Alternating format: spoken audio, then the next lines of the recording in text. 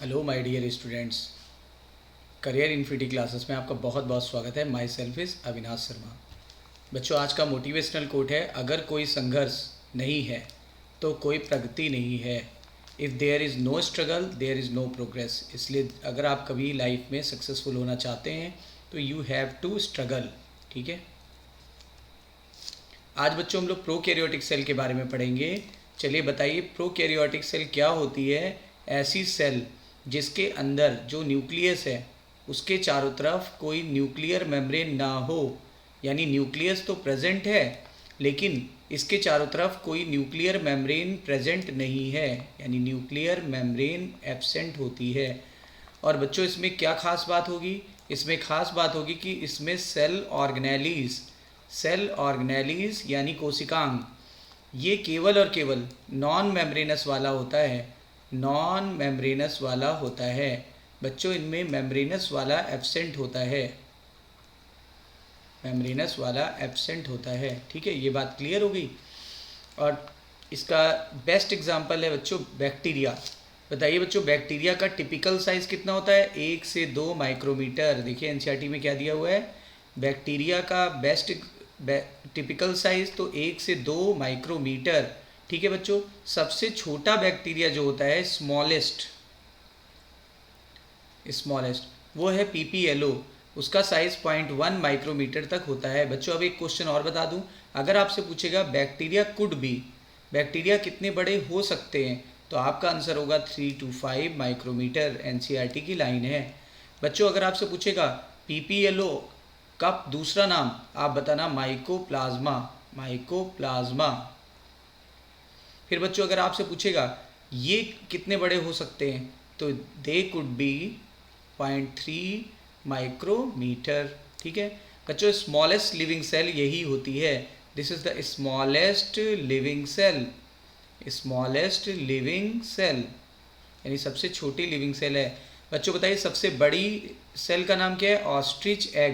Ostrich egg, जो कि isolated cell माना जाता है। आइसोलेटेड मतलब इंडिपेंडेंट रहता है ना, अंडा तो बॉडी से अलग हो जाता है, इसलिए आइसोलेटेड, लार्जेस्ट आइसोलेटेड सेल।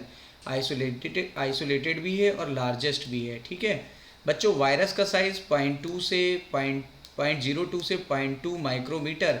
बच्चों यहाँ बताइए, क्या वायरस सेलुलर होते हैं? नहीं। वायरस कैसे होते हैं? Non cellular. टिपिकल यूकैरियोट का साइज क्या है बच्चों? 10 से 20 माइक्रोमीटर। 10 से 20 माइक्रोमीटर। बच्चों इसमें आएगा बैक्टीरिया। प्रोकैरियोटिक सेल का बेस्ट एग्जांपल है बैक्टीरिया। बैक्टीरिया में बच्चों क्या होता है, ये थोड़ा सा हिंट दे दें। बाहर बाउंड्री होगी, बाउंड्री में 3 कवरिंग होगी, कैप्सूल, फिर सेल वॉल और फिर प्लाज्मा मेम्ब्रेन। ठीक है, उसके अलावा बच्चों प्लाज्मा मेम्ब्रेन फोल्ड होकर के क्या बनाता है? मीजोसोम। तो मीजोसोम होगा। साइटोप्लाज्म तो बच्चों सब सेल में होना है, साइटोप्लाज्म के बिना तो कोई सेल एग्जिस्ट ही नहीं कर सकती। लेस डेवलप्ड न्यूक्लियस होता है, मैंने लास्ट वीडियो में आपको पढ़ाया था, लेस डेवलप्ड न्यूक्लियस को न्यूक्लियाइड कहते हैं।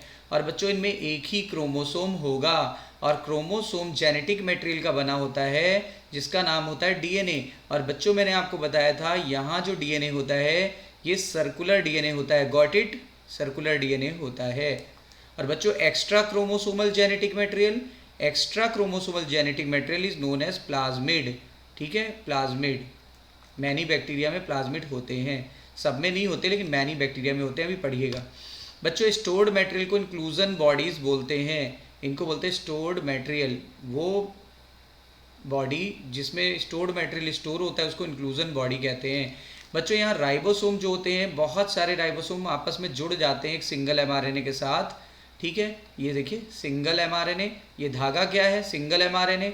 और ये क्या है? राइबोसोम। तब इस तरह के राइबोसोम को पॉली राइबोसोम कहा जाता है। ठीक है बच्चों, इसमें देखिए ये स्ट्रक्चर पाए जा रहे हैं फ्लैजिला की तरह के, इनको बोलते हैं पाइलस, या मैंने आपको बताया था पिली, पाइलस या पिली। और देखिए अगर मोटाइल है तो फ्लैजिला भी पाया जाएगा। क्लियर बच्चों? तो आउटलाइन पता चल गई हम लोगों को कि किसी भी प्रोकैरियोटिक सेल का कैसा स्ट्रक्चर होना चाहिए। क्या इसमें कोई मेम्ब्रेनस सेल ऑर्गेनेली प्रेजेंट है? मेम्ब्रेनस सेल ऑर्गेनेलीज नहीं पाया जाता। केवल और केवल कौन सा? Non membranes. नाम बताइए नॉन मेम्ब्रेनस वाले का? राइबोसोम। राइबोसोम। चलिए आइए बच्चों, प्रोकैरियोटिक सेल के बारे में अब हम लोग डिटेल में पढ़ते हैं। प्रोकैरियोटिक सेल में कौन सा किंगडम आएगा? प्रोकैरियोटिक सेल किस किंगडम में आता है? तो किंगडम मोनेरा, आपको याद है ना, किंगडम मोनेरा में यूनिसेलुलर प्रोकैरियोट्स को रखा गया है। और मोनेरा का सोल मेंबर होता है बैक्टीरिया। मोनेरा का सोल मेंबर होता है बैक्टीरिया, और बैक्टीरिया को हिंदी में जीवाणु कहते हैं, क्योंकि मोनो मतलब वन, इसीलिए इसमें एकमात्र मेंबर है बैक्टीरिया। तो prokaryotic cell are represented by bacteria. और बच्चों नीले हरे शैवाल जिसको साइनोबैक्टीरिया कहते हैं वो भी इसमें आ जाएंगे। माइकोप्लाज्मा को पीपीएलओ कहते हैं, वो भी इसमें आ जाएगा। पीपीएलओ का पूरा नाम pleuro pneumonia like organism.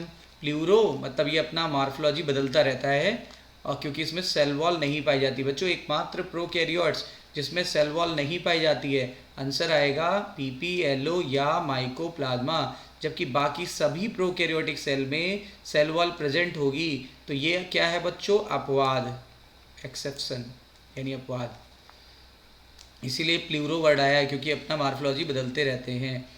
They are generally smaller, ये छोटे होते हैं। बैक्टीरिया बच्चों छोटे होते हैं ना, देखो नेकेड आई से नहीं दिखते हैं। और बैक्टीरिया अगर छोटे होंगे बच्चों, तो लास्ट वीडियो में बताया था ये तेजी से डिवाइड करेंगे।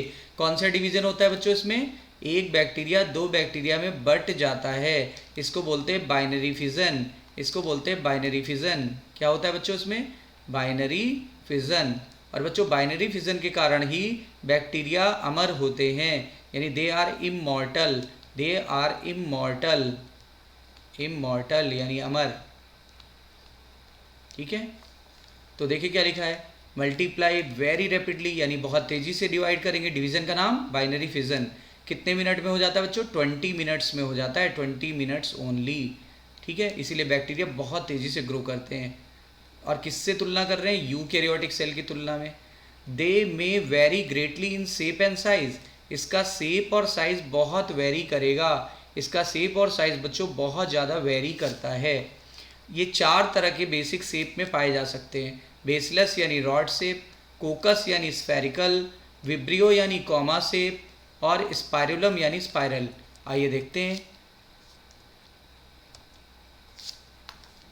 तो देखिए बच्चों, ये है स्फेरिकल, देखिए यानी कोकस, रॉड शेप यानी बेसलेस, और स्पाइरल यानी ऐसे स्पाइरल टाइप का स्पाइरिला, और देखिए कॉमा शेप विब्रियो, जैसे विब्रियो कॉलेरी जिससे कॉलरा होता है, वो वाला बैक्टीरिया जो होता है वो विब्रियो कॉलेरी होता है। इसमें से सबसे छोटा फॉर्म बच्चों ये होता है, और इसमें कभी भी फ्लैजिला नहीं पाया जाता है। इस फॉर्म में जीवन में कभी फ्लैजिला नहीं पाया जाता है, बाकी सब में फ्लैजिला पाया जा सकता है। अब क्या लिखा है बच्चों? Prokaryotes have cell wall surrounding the cell membrane except in mycoplasma. बताया था ना, सबसे बाहर क्या थी बच्चों? देखिए फिगर में, सबसे बाहर है सेल वॉल, और ये प्लाज्मा मेम्ब्रेन को घेर रहा है। लेकिन सेल वॉल किस में नहीं पाई जाती? बोलिए, माइकोप्लाज्मा। ठीक है, accept in mycoplasma. The fluid का नाम क्या था बच्चों? फ्लूइड का नाम था जो सेल में भरा था, साइटोप्लाज्म। और बच्चों हम लोग ने बोला था साइटोप्लाज्म को एरिना ऑफ द सेल, क्योंकि यहीं पर सारी रिएक्शन होती है, यहीं पर सारी रिएक्शन होती है। और the reaction which takes place in our body is known as metabolism, यानी उपापचय। ठीक है, there is no well developed nucleus, इसमें वेल डेवलप्ड न्यूक्लियस नहीं होता बच्चों। आइए देखिए, इसमें देखिए न्यूक्लियस तो प्रेजेंट है, बट ये वेल डेवलप्ड नहीं है। क्यों वेल डेवलप्ड नहीं है? क्योंकि इसमें न्यूक्लियर मेम्ब्रेन एब्सेंट होती है। ठीक है, अब आगे देखिए बच्चों, the genetic material is basically naked. अब बताइए, अगर ये सेल है, इसके अंदर ये क्रोमोसोम प्रेजेंट है, ठीक है, तो इस एरिया को हमने न्यूक्लियाइड बोल दिया या लेस डेवलप्ड न्यूक्लियस बोल दिया, और चारों तरफ कोई मेम्ब्रेन है नहीं। तो बच्चों बताइए क्रोमोसोम कैसा है? नेकेड। और क्रोमोसोम किसका बना होता है? डीएनए का। कैसा डीएनए होता है? सर्कुलर, इसलिए इसका डीएनए नेकेड होता है, क्योंकि इसके चारों तरफ कोई न्यूक्लियर मेम्ब्रेन नहीं होती है। In addition to the genomic DNA, बच्चों जीनोमिक डीएनए के अलावा मैंने आपको बताया था यहाँ एक्स्ट्रा डीएनए या क्रोमोसोम भी होता है। ये मेन क्रोमोसोम का डीएनए है बच्चों, और ये एक्स्ट्रा क्रोमोसोम का डीएनए है, ये भी सर्कुलर होता है, ये भी डबल स्टैंडर्ड होता है। ठीक है, लेकिन ये एक्स्ट्रा है, एक्स्ट्रा, इसको प्लाज्मिड कहते हैं। तो देखिए क्या लिखा है, in addition to the genomic DNA, यानी मेन डीएनए के अलावा जो कि सिंगल क्रोमोसोम को रिप्रेजेंट करता है, सर्कुलर डीएनए का बना होता है, उसके अलावा बहुत सारे बैक्टीरिया में कुछ छोटे छोटे सर्कुलर डीएनए और होते हैं। ये मेन जीनोमिक डीएनए के बाहर होते हैं। देखिए मेन डीएनए ये है रेड वाला, और ये देखिए ये बाहर है, इससे एक्स्ट्रा है। दीज स्मॉलर डीएनए, और देखो बच्चों छोटा था ना, ये स्मॉलर डीएनए प्लाज्मिड कहलाता है, plasmid. The plasmid DNA confers with certain unique phenotype characters to such the bacteria। बच्चों ये जो डीएनए होता है प्लाज्मिड डीएनए, ये भी कुछ करेक्टर को कंट्रोल करता है, फिनोटिपिक करेक्टर को कंट्रोल करता है। One such character is resistance to antibiotic. बच्चों बैक्टीरिया के अंदर एंटीबायोटिक से बचने की क्षमता डेवलप करता है। मान लो इस बैक्टीरिया के ऊपर हमने पेनिसिलिन डाल दिया, तो इस पर थोड़ा बहुत पेनिसिलिन का असर नहीं होगा, लेकिन हम बहुत ज़्यादा डाल देंगे तो बेचारा छोटा सा बैक्टीरिया कब तक झेल पाएगा, मर जाएगा। तो थोड़ा बहुत रेजिस्टेंस की पावर जो डेवलप थी इसमें, वो किसकी वजह से थी, प्लाज्मिड। तो देखो क्या लिखा है, one such character is resistance to antibiotic, यानी एंटीबायोटिक से बचने के लिए ये प्रतिरोधक क्षमता देता है। इतनी बात क्लियर बच्चों। अब आगे हायर क्लासेस यानी क्लास 12 की एनसीईआरटी में आप प्लाज्मिड के बारे में पढ़ चुके हैं, और इसमें आप देख चुके हैं कि किस प्रकार डीएनए, जो ये डीएनए है एक्स्ट्रा क्रोमोसोमल, जिसको हम प्लाज्मिड डीएनए बोल रहे हैं, वो बैक्टीरिया के ट्रांसफॉर्मेशन में मदद करता है। यानी फॉरेन डीएनए को एक ऑर्गेनिज्म से दूसरी ऑर्गेनिज्म में ट्रांसफ़र करने में मदद किया था। बताइए अगर किसी डीएनए को एक ऑर्गेनिज्म से निकाल लें और दूसरी ऑर्गेनिज्म में डालना चाहते हैं तो ये डायरेक्टली नहीं कर सकते, इसके लिए हमको मदद लेनी पड़ेगी प्लाज्मिड की। इसमें लास्ट वीडियो लेक्चर बना हुआ है कई सारे, आप देख लीजिएगा अगर कन्फ्यूज़न हो रहा है। Nuclear membrane is found in eukaryotes. बच्चों न्यूक्लियर मेम्ब्रेन किस में पाई गई थी, यूकैरियोट्स में। No organelles like one in eukaryotes are found in prokaryotic cell except for ribosome। बच्चों कोई यूकैरियोट का सेल ऑर्गेनेली नहीं है जो प्रोकैरियोट्स में देखा जाए, लेकिन एक अपवाद है। वो अपवाद क्या है, राइबोसोम, क्योंकि राइबोसोम हर जगह हर सेल में होता है। याद आया बच्चों, किसी भी सेल में न्यूक्लियस होना चाहिए, किसी भी सेल में साइटोप्लाज्म होना चाहिए, किसी भी सेल में क्रोमोसोम होना चाहिए, किसी भी सेल में डीएनए होना चाहिए, किसी भी सेल में बच्चों क्या होना चाहिए, प्लाज्मा मेम्ब्रेन होना चाहिए, किसी भी सेल में एंजाइम होना चाहिए, किसी भी सेल में मेटाबॉलिज्म होना चाहिए। इनके बिना दुनिया की कोई सेल पॉसिबल नहीं है। ओके बच्चों आगे बढ़ते हैं। Prokaryotes have something unique in the form of inclusion. बच्चों देखिए वापस चलते हैं, ये देखिए इसमें कुछ यूनिक सा चीज़ पाई जाती है जो यूकैरियोट्स में नहीं होती। इनको बोलते हैं बच्चों इंक्लूजन। और मैंने क्या बोला था, इंक्लूजन क्या होते हैं, ये स्पेशल टाइप के स्ट्रक्चर्स होते हैं जो सेल मेम्ब्रेन से के मॉडिफिकेशन से बनते हैं। और ठीक है, ये इंक्लूजन भी मेम्ब्रेन्स के मॉडिफिकेशन से बनते हैं, ठीक है, लेकिन इनमें मेम्ब्रेन नहीं पाई जाती बच्चों, इंक्लूजन में मेम्ब्रेन नहीं पाई जाती।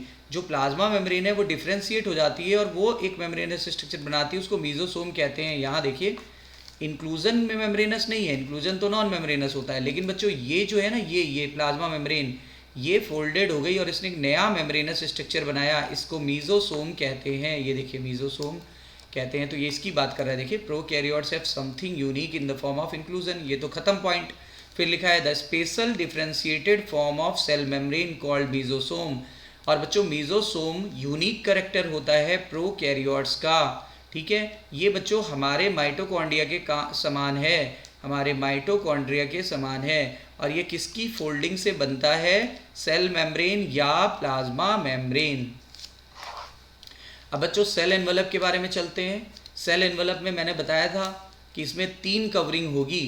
देखिए मोस्ट प्रोकैरियोट्स में, मोस्ट क्यों बोला बच्चों, क्योंकि किसकी बात छोड़ देगा, माइकोप्लाज्मा। माइकोप्लाज्मा की बात छोड़ रहा है, क्यों, क्योंकि उसमें तो सेल एनवलप कंप्लीट होता ही नहीं। Particularly the bacterial cell have a chemically complex cell envelope. बच्चों बैक्टीरिया में केमिकली कॉम्प्लेक्स एनवलप होता है, लेकिन प्लांट में सिंपल एनवलप होता है, यानी सेल वॉल होता है। The cell envelope consist of a tightly bounded 3 layered structure. 3 layer होते हैं बच्चों। सबसे बाहर होता है ग्लाइकोकैलिक्स, सबसे बाहर ग्लाइकोकैलिक्स, ग्लाइकोकैलिक्स के नीचे बच्चों सेल वॉल, और सेल वॉल के नीचे plasma membrane, plasma membrane. Although each layer of the envelope perform the distinct function, बच्चों हर एक लेयर का अपना अपना फंक्शन होता है। They act as together, they act together as a single protective unit, बोलते तीनों का अलग अलग काम है। सबसे बाहर ग्लाइकोकैलिक्स, उसके बाद सेल वॉल, उसके बाद बच्चों प्लाज्मा मेम्ब्रेन, तीनों एक टाइटली बाउंडेड होती हैं। वैसे तो तीनों का अलग अलग काम है, लेकिन तीनों का मिला करके कॉमन काम भी है। क्या कॉमन काम है बच्चों? सुरक्षा देना। ये बैक्टीरिया को सुरक्षा देती है। देखिए, single protective unit. Bacteria can be classified into 2 group, बच्चों बैक्टीरिया को ग्राम नाम के साइंटिस्ट ने कलर किया था, तो कुछ ने उस कलर को, देखिए कलर को दोनों ने स्टेन कर लिया, दोनों स्टेन को बैक्टीरिया ने ले लिया, यानी दोनों पर्पल कलर के दिखाई देने लगे। फिर इसको धोया गया, वॉश किया गया। जब इसको वॉश किया गया तो फिर क्या हुआ, जिनमें ये कलर छूट गया उनको ग्राम निगेटिव बोलने लगे, जिनमें ये कलर अभी भी रिटेन था ग्राम पॉजिटिव बोलने लगे।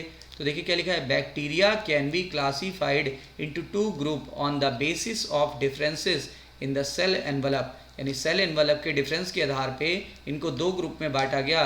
And the manner in which they respond to the staining procedure, और स्टेनिंग प्रोसीजर द्वारा अलग किया था किसने? ग्राम ने, ग्राम साइंटिस्ट का नाम है। देखिए ऐसे बैक्टीरिया जिनमें ग्राम स्टेन आ गया था उसको ग्राम पॉजिटिव, और जिनका कलर चला गया था यानी do not have any colour, तो उनमें ग्राम निगेटिव बैक्टीरिया बोला गया।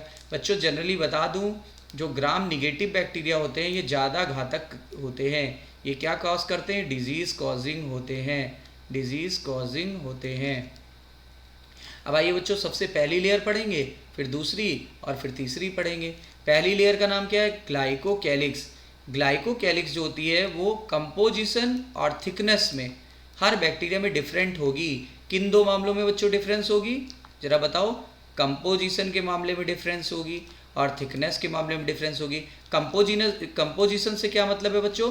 कंपोजिशन से ये मतलब है या तो ये लूज होगी या तो फिर ये टाइट होगी, और थिकनेस से या तो पतली होगी या तो मोटी होगी। चलिए देखते हैं। इट कुड बी लूज, देखिए आ गई कंपोजिशन, यहाँ लूज है, यहाँ लूज है, एक केस में लूज है। अगर लूज होगा तो स्लाइम लेयर बोलेंगे, लूज और थिन होगा तो स्लाइम लेयर बोलेंगे। जबकि कुछ बैक्टीरिया में बच्चों ये थिक और टाइट होता है, थिक और टाइट यानी टफ होता है, इसको कैप्सूल बोलेंगे। अभी जो आपको फिगर दिखाया था उसमें कैप्सूल था। तो बताइए, अगर ग्लाइकोकैलिक्स पतली है और कैसी है? लूज, तो क्या बोलेंगे? स्लाइम। और अगर उल्टा कर दीजिए, ये थिक है और टफ है, तो क्या बोलेंगे बच्चों? तो इसको बोलते हैं हम लोग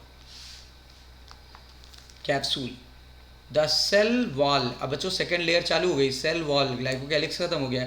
सेल वॉल क्या करती है? शेप प्रोवाइड करती है। किसी भी सेल में अगर सेल वॉल है तो शेप प्रोवाइड करेगी। बच्चों हमारी सेल में सेल वॉल नहीं है, इसीलिए एनिमल्स का कोई फिक्स शेप नहीं होता, लेकिन प्लांट्स का फिक्स शेप होता है, फंजी का फिक्स शेप होता है। तो ये शेप प्रोवाइड करेगी और ये स्ट्रक्चरल सपोर्ट देगी, और ये बैक्टीरिया को बस्ट होने से यानी फटने से और सिकुड़ने यानी कोलैप्स होने से बचाएगी। ठीक है बच्चों। थर्ड लेयर, सबसे अंदर की लेयर है बच्चों प्लाज्मा मेम्ब्रेन। बताया था प्लाज्मा मेम्ब्रेन सेमी परमेबल होती है बच्चों, लेकिन यहाँ अगर सेलेक्टिवली परमेबल लिखा जाए तो और अच्छा है। तो सेमी परमेबल तब करोगे जब सेलेक्टिवली परमेबल ना दिया हो, जब सेलेक्टिवली परमेबल ना दिया हो। ठीक है, तो ये बात क्लियर इन नेचर। और ये क्या करती है? जैसे मान लो प्लाज्मा मेम्ब्रेन क्या करती है, ये बाहरी इन्वायरमेंट है एक्सटर्नल, और ये इंटरनल इन्वायरमेंट है, ये दोनों को इंटरेक्ट करती है। देखिए क्या लिखा है, interact with the outer world, outer world with inner world. तो ये आप जानते हो आउटर वर्ल्ड से इनर वर्ल्ड को इंटरेक्ट करती है। This membrane is similar to structurally the eukaryotes. ये मेम्ब्रेन यूकैरियोट्स के समान होती है, ये मेम्ब्रेन यूकैरियोट्स के समान होती है।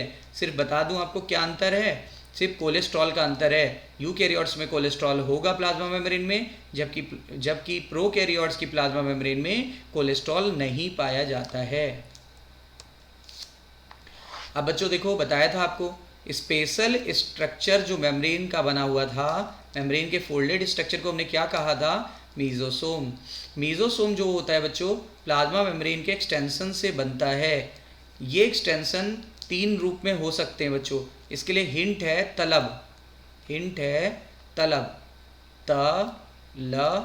तलब लगना, यानी कि बहुत ज़्यादा टीस पैदा होना। तलब यानी लब, तो यानी क्या, टी मतलब ट्यूब्यूल, टी मतलब ट्यूब्यूल बच्चों, एल मतलब लैमिला, एल मतलब लैमिला, यानी मीजोसोम 3 प्रकार के स्ट्रक्चर का बना होता है, ट्यूब्यूल, लैमिला और वी बच्चों। तलब का वी हो गया, तलब व, तो वी हो गया। तो व मतलब वेसिकल, वेसिकल से बना होता है। और इनका काम क्या होता है बच्चों मीजोसोम का? मीजोसोम का काम है पहला वाल फॉर्मेशन, यानी ये सेल वॉल बनाता है। फिर डीएनए को रेप्लिकेशन में मदद करता है। डीएनए के रेप्लिकेशन का क्या मतलब है? एक डीएनए से 2 डीएनए बना देगा, एक डीएनए से 2 डीएनए की कॉपी हो जाएगी, ठीक है, इसको बोलते हैं डीएनए रेप्लिकेशन। और बच्चों ये डीएनए रेप्लिकेशन क्यों होता है? ताकि ये डीएनए एक डॉटर सेल में चला जाए और ये डीएनए दूसरी डॉटर सेल में चला जाए। तो ये देखो बच्चों, ये पेरेंट सेल थी, ये पेरेंट सेल का डीएनए, अब डीएनए रेप्लिकेट हुआ तो आधा इस डॉटर सेल में चला गया, आधा इस डॉटर सेल में चला गया, तो ये डिस्ट्रीब्यूशन टू डॉटर सेल भी करता है। यानी पहला काम सेल वॉल बनाना, दूसरा काम डीएनए रेप्लिकेट करना, तीसरा काम उस डीएनए को आधा आधा डॉटर सेल में बांट देना। They also helps in respiration, तभी तो बच्चों हमारे माइटोकॉन्ड्रिया के समान था। हमारे अंदर जो एरियोबिक रेस्पिरेशन होता है वो माइटोकॉन्ड्रिया में होता है। इनमें एरियोबिक रेस्पिरेशन कहाँ होगा बच्चों? इनमें होगा मीजोसोम में। और क्या करता है? सिक्रीशन में मदद करेगा, यानी किसी चीज़ का सिक्रीशन करेगा।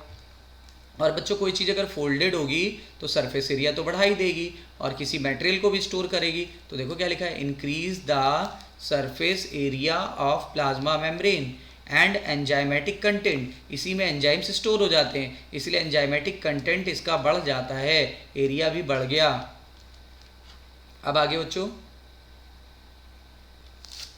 क्या लिखा है, कुछ प्रोकैरियोट्स में जैसे साइनोबैक्टीरिया, बच्चों साइनोबैक्टीरिया का और नाम बताइए, blue green algae, blue green algae, इनमें क्या पाया जाता है? इनमें यही जो मेम्ब्रेन होता है, या देखो नॉर्मल में क्या था, नॉर्मल बैक्टीरिया में मीजोसोम बन गया, इनमें क्या बना, इनमें मीजोसोम तो था ही था, साथ में ये मेम्ब्रेन कुछ और भी जो है ना वो एक्सटेंशन इसने और बना लिया, उस एक्सटेंशन से एक बॉडी बन गई, उस बॉडी को बोलते हैं क्रोमेटोफोर। देखिए लिखा है there are other membranous extension, देखिए बीजीए में यानी साइनोबैक्टीरिया में ये मेम्ब्रेन जो थी प्लाज्मा मेम्ब्रेन, इसने कुछ और स्ट्रक्चर बना लिया। इस स्ट्रक्चर जो साइटोप्लाज्म में पाया जाता है उसको क्रोमेटोफोर बोलते हैं। इसी में बच्चों फोटोसिंथेटिक पिगमेंट पाया जाता है। फोटोसिंथेटिक पिगमेंट का क्या मतलब होता है? फोटोसिंथेटिक पिगमेंट का मतलब होता है प्रकाश संश्लेषण में जो हेल्प करने वाले सब्सटेंस, जिनको बोलते हैं क्लोरोफिल। लेकिन बच्चों इसको क्लोरोफिल नहीं बोलते, बोलते बैक्टीरियो क्लोरोफिल। बैक्टीरियो क्लोरोफिल, ये नॉर्मल क्लोरोफिल नहीं होता है। विच कंटेन्स पिगमेंट, इसी में पिगमेंट होते हैं। यही पिगमेंट किस में मदद करते हैं? हेल्प्स इन फोटोसिंथेसिस, प्रकाश संश्लेषण में मदद करते हैं। अब क्या लिखा है बच्चों, बैक्टीरिया की सेल मोटाइल भी हो सकती, नॉन मोटाइल। देखो बच्चों अगर फ्लैजिला है तो मोटाइल, नहीं है तो नॉन मोटाइल। अगर मोटाइल है तो क्या होगा, तो उसके अंदर फ्लैजिला पाया जाएगा। एक फिलामेंटस स्ट्रक्चर होता है जो सेल वॉल से निकला होता है, इसी को फ्लैजिला कहते हैं। और बच्चों इसमें दिया नहीं है, इसका फ्लैजिला 9+0 टाइप का होता है। और किस प्रोटीन का बना होता है? ये फ्लैजिलिन प्रोटीन का बना होता है, फ्लैजिलिन प्रोटीन का बना होता है। तो देखिए क्या लिखा है, ये बात तो क्लियर हो गई। Bacteria so A range of number and arrangement of flagella, यानी बैक्टीरिया में बहुत सारे फ्लैजिला का अरेंजमेंट और नंबर हो सकता है। जैसे सोचो केवल एक किनारे पे पाया जा सकता है, या हो सकता है दोनों पे पाया जाए, या पूरे शरीर के चारों तरफ पाया जाए, ठीक है, या तो फिर मतलब किस तरीके का है, इसके अरेंजमेंट और नंबर पर डिपेंड करता है। Bacteria flagellum, bacterial flagellum is composed of 3 part, इसमें 3 पार्ट होते हैं बच्चों। बेसल बॉडी, सबसे नीचे का भाग बेसल बॉडी जो सेल वॉल में धंसा होता है, जो सेल वॉल में धंसा होता है उसका पहला भाग हो गया बेसल बॉडी। फिर यहाँ से हुक होता है, हुक बच्चों सेकंड पार्ट होता है हुक, और एक फिलामेंटस यानी धागे नुमा भाग होता है बच्चों, वो तीसरा होता है, उसको बोलते हैं फिलामेंट, फिलामेंट। अब देखो 3 भाग से बना होता है, फिलामेंट सबसे ऊपर वाला, हुक ये बीच वाला, और फिर बेसल बॉडी बच्चों सबसे नीचे वाला, ये बेसल बॉडी होता है। Filament is the longest portion and extend from the cell surface to outside, यानी ये सेल सरफेस से बाहर की तरफ होता है, उभरा होता है। अरेंजमेंट बताइए 9+0। प्रोटीन बताइए फ्लैजिलिन। बच्चों फ्लैजिला के अलावा याद करिए पिली भी पाई गई थी और फिम्बरी भी पाई जाती है। देखिए ये भी सरफेस पर पाए जाने वाले स्ट्रक्चर होते हैं, लेकिन ये मोटालिटी में मदद नहीं करते। मोटालिटी में कौन मदद करता है? फ्लैजिला। तो ये मोटालिटी में मदद नहीं करते। पिली बच्चों आपने देखा था, जिसको पिलिन भी बोलते थे। तो पिली जो होता है वो ट्यूबुलर स्ट्रक्चर होता है। ट्यूबुलर मतलब हॉलो, ट्यूबुलर मतलब कैसा होता है? अंदर से खोखला, हॉलो स्ट्रक्चर होता है। और ये किस प्रोटीन का बना होता है? ये बना होता है पिलिन प्रोटीन का बना होता है। देखिए लिखा है स्पेशल प्रोटीन, स्पेशल प्रोटीन का नाम पिलिन प्रोटीन। और काम क्या है बच्चों इसका? ये एक बैक्टीरिया, ये दूसरा बैक्टीरिया, यहाँ से यहाँ पर जेनेटिक मटेरियल ट्रांसफ़र करना होता है रिप्रोडक्शन के लिए। यहाँ से यहाँ जेनेटिक मटेरियल ट्रांसफ़र करना होता है। तो जेनेटिक मटेरियल ट्रांसफ़र कैसे होगा? उसके लिए ट्यूब बननी चाहिए। ये ट्यूब कौन सी होती है बच्चों? पिली नाम की ट्यूब होती है, जो किस में मदद करती है? डीएनए के ट्रांसपोर्ट में मदद करती है। और इस वजह से इनका रिप्रोडक्शन कंप्लीट होता है, यानी हेल्प्स इन रिप्रोडक्शन। बच्चों बताओ इसमें कौन सा रिप्रोडक्शन होता है प्रोकैरियोट्स में? एसेक्सुअल। इनमें कभी सेक्सुअल रिप्रोडक्शन नहीं होता है, ध्यान देने की बात है। अब आगे और मेरे प्यारे बच्चों आगे देखिए, the fimbriae are smaller bristles like fibre, यानी फिम्बरी जो होती है वो पिली से भी छोटी होती है। फिम्बरी जो होती है वो पिली से भी छोटी होते हैं और वो फाइबर जैसे निकले होते हैं। मान लो ये सेल का सरफेस है बैक्टीरिया सेल का, ये फाइबर जैसे होते हैं, तो ये बिल्कुल ब्रश जैसे दिखाई पड़ते हैं। Fimbriae are small brush like structure, जो बाहर निकले होते हैं सेल से बाहर निकले। ये देखो ये सेल मान लिया, ये ऐसे मान लो ये सेल मान लिया, ये इससे बाहर निकले हुए हैं। कुछ बैक्टीरिया में ये क्या करते हैं? ये चिपकने में मदद करते हैं, चट्टानों से चिपकने में मदद करते हैं। और कुछ में हमारे शरीर में चिपकने में मदद करते हैं, यानी होस्ट के टिश्यू से चिपकने में मदद करते हैं। ठीक है, तो सेल के अगर शरीर के बाहर होंगे तो रॉक से चिपकने में मदद करेंगे, और हमारे शरीर में होंगे तो होस्ट के अंदर टिश्यू में चिपकने से मदद करेंगे। राइबोसोम, बच्चों इसमें राइबोसोम जो होता है, मैंने आपको पहले बताया था कि राइबोसोम इसमें 70S टाइप का होता है। और राइबोसोम बच्चों केवल और केवल कहाँ पाया जाता है? साइटोप्लाज्म में पाया जाता है, साइटोप्लाज्म में पाया जाता है। और 70S टाइप का होता है और 2 सब यूनिट का बना होता है, एक लार्जर एक स्मॉलर। लार्जर वाली 50S और स्मॉलर वाली 30S, दोनों का आपस में कौन मिलाएगा? Mg++ और मिलाएगा से याद रखो Mg, मिलाएगा। देखिए बच्चों प्रोकैरियोट्स में राइबोसोम जो होते हैं वो प्लाज्मा मेम्ब्रेन की तरफ होते हैं। ज़्यादातर ये प्लाज्मा मेम्ब्रेन की तरफ यहाँ पे रहते हैं और फ्रीली घूमते रहते हैं। They are 15 nanometer by 20 nanometer in size, यानी 15 नैनोमीटर इंटू 20 नैनोमीटर डायमेंशन इसका होता है। और 2 सब यूनिट से मिलके बने होते हैं बच्चों, बड़ी वाली 50S, छोटी वाली 30S। जल्दी बताइए दोनों को कौन मिलाएगा? मिलाएगा, यानी Mg, which when present together form 70S, जब दोनों मिल जाएंगे 70S बन जाएगा। और बच्चों मैंने अभी आपको बताया था ऐसा कब होगा? जिस समय प्रोटीन बनानी है। प्रोटीन बनने को ट्रांसलेशन कहते हैं। प्रोटीन बनाने को क्या बोलते हैं बच्चों? ट्रांसलेशन। प्रोटीन बनाने की प्रक्रिया को ट्रांसलेशन कहते हैं। और राइबोसोम को बच्चों प्रोटीन की फैक्ट्री कहा जाता है। क्या कहा जाता है? प्रोटीन की फैक्ट्री।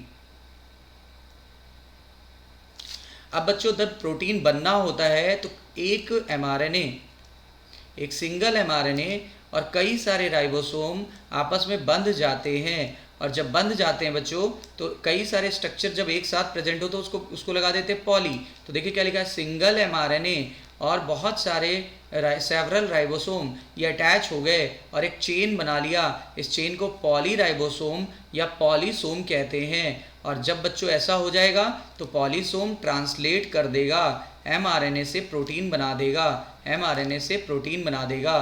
तो ऐसा कब होता है? पॉली राइबोसोम या पॉलीसोम कब बनता है? At the time of translation, at the time of translation. ठीक है, तो ये बात क्लियर हो गई। इंक्लूजन बॉडी, अब इसमें क्या बच्चों? इंक्लूजन बॉडी रिजर्व मटेरियल होता है जो कि प्रोकैरियोटिक सेल में पाया जाता है और ये स्टोर्ड होता है साइटोप्लाज्म में। क्या ये यूकैरियोट्स में होता है? नहीं, बताया था। और ये इन्हीं को बोलते हैं इंक्लूजन बॉडी। मैंने बोला था स्टोर्ड बॉडी होती है। इसके चारों तरफ कोई मेम्ब्रेन नहीं पाई जाती है, मतलब दे आर नेकेड और साइटोप्लाज्म में फ्रीली रहती है।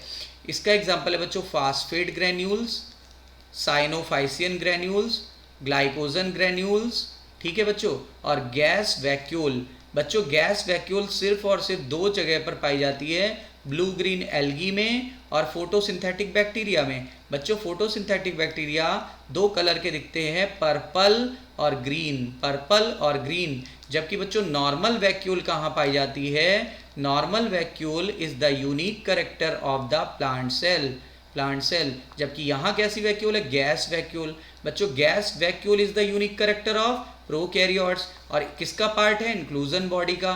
जबकि आप बताइए किस में पाया जाएगा gas vacuole? Blue green algae, purple और ग्रीन फोटोसिंथेटिक बैक्टीरिया, ठीक है। जबकि नॉर्मल वैक्यूल किस में पाया जाएगा? प्लांट्स में। वैक्यूल किस में कभी नहीं पाया जाता या बहुत रेयरली पाया जाता है? एनिमल्स में।